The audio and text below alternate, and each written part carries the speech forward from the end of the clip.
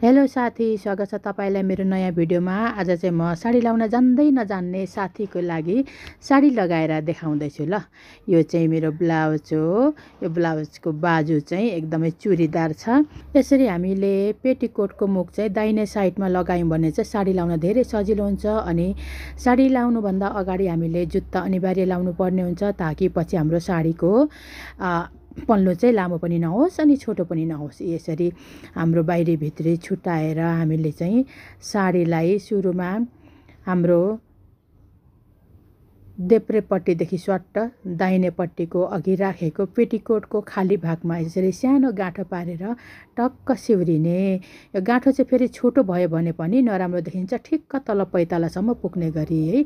त्यसपछि पछाडिदेखि सट्ट मिलाउने अनि सिउरिएर अब आँचलको लागि कपडा तयार गर्ने। हामीलाई आँचल कति चाहिन्छ त? कतिलाई लामो आँचल मनपर्छ, कतिलाई छोटो आँचल मनपर्छ। मलाई चाहिँ ठिक्क घुँडाको आँचल मनपर्छ।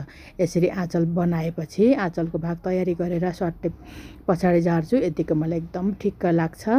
अनि अब मिलाएर अगाडिको भागलाई ल्याएर म चुना बनाउँछु है त। यसरी समातेपछि देब्रे हातले समातेर दाहिने हातको यो 5-4वटा अम्लाले चाहिँ यसलाई यसरी गरेर मिलाउने, पट्याउँदै।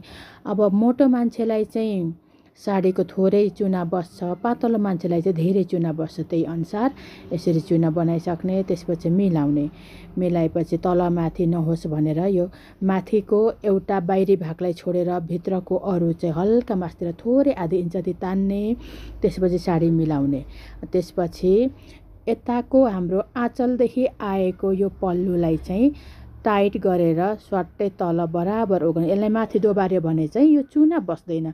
मेन कुरा हाम्रो साडीको यो अगाडि चुनाको यो साइडको चुना बस्यो भने साडी धेरै राम्रो हुन्छ। यसरी सिउरिदिएपछि अब मैले आँचलको लागि कपडा पट्याउँछु। आँचलको लागि चाहिँ अब कसैलाई ठुलो मोटो आँचल मनपर्छ, कसैलाई सानो आँचल मनपर्छ। मलाई चाहिँ ठिकैको मनपर्छ। अनि यसरी आँचल सट्टै बटार लगाएपछि साडी तयार भइगयो। ल हेर्नुहोस् त, साडी लगाएर सक्यो त। केही छैन साडी लाउन, त्यस्तो सिम्पल साडी एकदमै हो। ल यो चुना चाहिँ यसरी बस्नुपर्छ अनि मात्र साडी एकदम फिटिङ देखिन्छ, टाइट देखिन्छ। ल हेर्नुहोस् त, ल कति राम्रो देखियो नि है। अब यो पछाडिको तुना चाहिँ अहिलेको स्टाइल हो, यो यसरी छोड्ने। तर मलाई चाहिँ मन पर्दैन। यसरी बाँधेपछि सकियो है। ल अब साडीको काम सकियो।